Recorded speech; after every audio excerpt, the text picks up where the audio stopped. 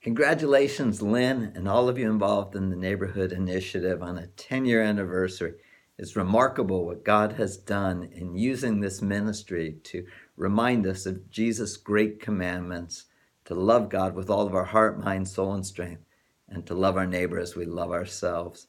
It was at a neighborhood collective 3 years ago that God radically changed my life. It was after 25 years of pastoral ministry that I was confronted with the reality that I wasn't living the great commandments, that I was actually living in rebellion to God. Although I'd like to say that I was zealously seeking to advance his kingdom, that I had a genuine love for Jesus, and truly I believed that I loved others, but when confronted with the idea that I didn't even know my neighbors where I lived, let alone love them or love them as I love myself,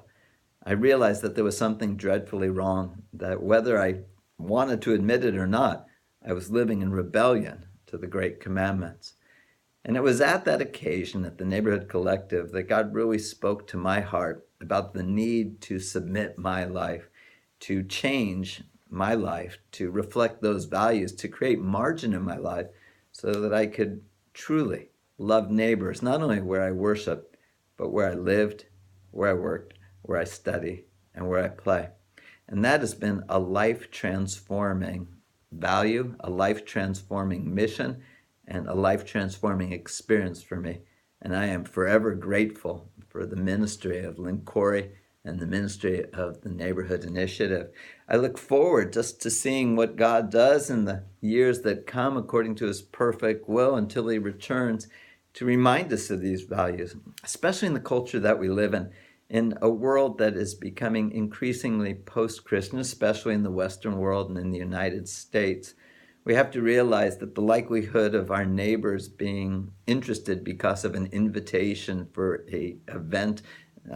Easter, a Christmas, or any other event at the church is becoming decreasing.